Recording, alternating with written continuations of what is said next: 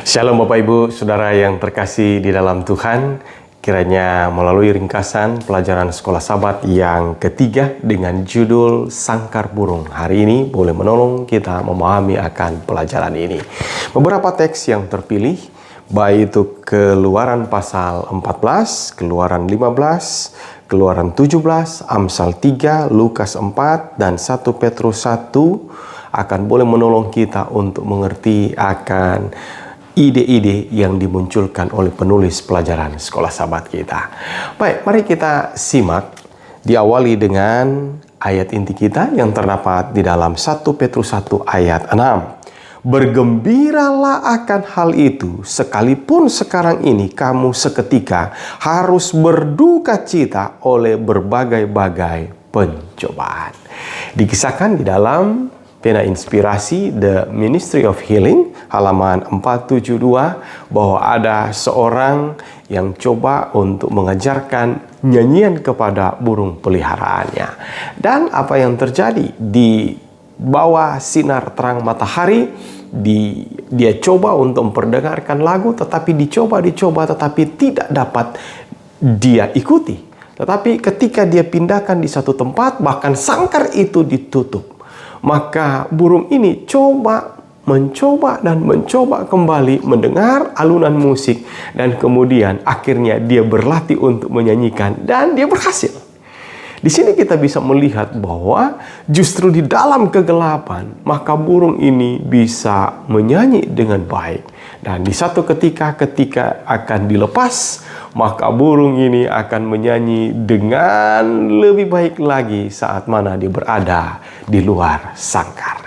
Tahukah saudara bahwa di dalam berbagai penderitaan hidup yang kita hadapi, pergumulan hidup yang kita hadapi, itu diibaratkan seperti kita berada di dalam satu sangkar. Dan luar biasanya adalah di dalam pena inspirasi tadi menyebutkan bahwa burung ini berada di dalam sangkar yang tertutup oleh karena tuannya sendiri yang menutupnya. Bagaimana dengan perjalanan kehidupan kita? Diawali dari Keluaran pasal 14 dengan judul Ke Tanah Perjanjian Melalui Jalan Buntu. Pernahkah saudara membayangkan bagaimana kebuntuan yang dialami? Mengapa Allah membawa bangsa Israel ke tempat di mana Dia tahu mereka akan ketakutan? Dalam teks ini, di dalam Kejadian pasal 14 ayat 10, mereka menjadi ketakutan. Mengapa? Depan mereka laut, kiri kanan, serta yang di belakang pasukan daripada Firaun itu sedang datang. Tetapi disinilah kuncinya. Kita mengetahui bahwa yang menuntun mereka menuju ke tempat itu adalah tiang api di waktu malam dan tiang awan di waktu pagi. Jadi ketika mereka berjalan, maka mereka akan mengikuti kemana arah itu ditujukan. Jadi mari kita lihat pelajaran penting di sini bahwa walaupun Tuhan izinkan untuk berada di dalam situasi ini, berada di jalan buntu, ingat bahwa Allah mau agar kita mau percaya kepadanya, mau terus berharap kepadanya, dan percaya bahwa Allah menyediakan jalan keluar. Dan buktinya apa yang terjadi? Mereka mengalami akan pelepasan dari situasi yang tidak menentu ini. Kemudian yang kedua terdapat di dalam Keluaran pasal 17 berbicara mengenai air pahit. Jadi mereka sudah berada di Marah, ya, dan kemudian akhirnya ada air di sana. Tentunya mereka senang, tetapi ketika diminum pahit rasanya. Dan Tuhan bisa mengubah air pahit menjadi air yang layak untuk diminum. Kemudian tiang api, tiang awan ini berjalan terus dan kemudian menuntun ke satu tempat di mana tidak ada air.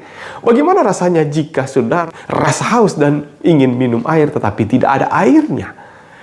Coba saudara bayangkan bagaimana Allah menuntun untuk kita bisa mengalami situasi ini. Allah sedang memproses kita untuk boleh bergantung sungguh-sungguh kepada Tuhan.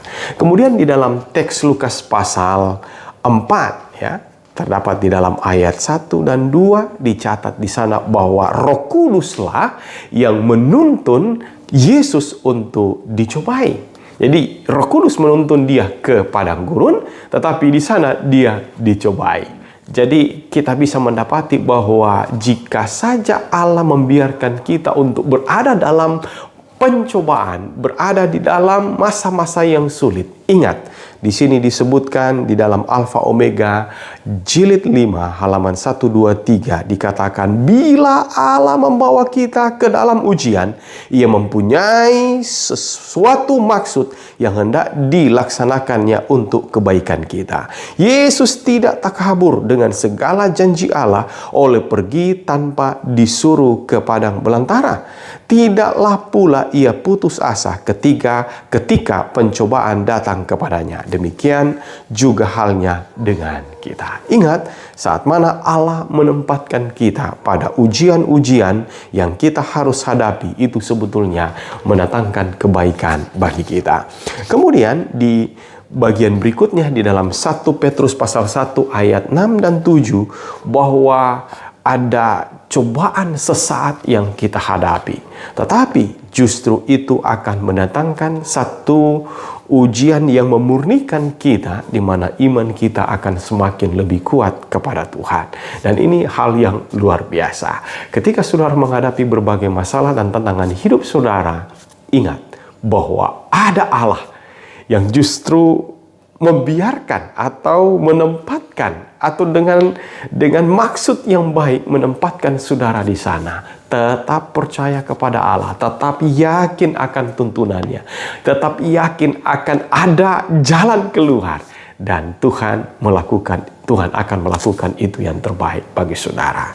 Ini yang menjadi ringkasan daripada pelajaran sekolah sahabat kita di pekan ini, menolong kita untuk tetap yakin dan percaya bahwa walaupun kita berada di dalam sangkar atau dalam lebur, cawan lebur itu, ingat, pencobaan pergumulan yang kita hadapi itu justru akan membawa hal positif, kebaikan bagi kita, karena Allah yang mengizinkan, Tuhan menyediakan jalan yang terbaik. Terima kasih Tuhan untuk ringkasan sekolah sahabat hari ini, boleh menolong dan memberkati kami untuk tetap yakin bahwa ada Allah di balik semua peristiwa hal yang buruk sekalipun terjadi bagi kami. Terpujilah Engkau ya Tuhan, di dalam nama-Mu Yesus Kristus Tuhan Juru Selamat kami berdoa. Amin.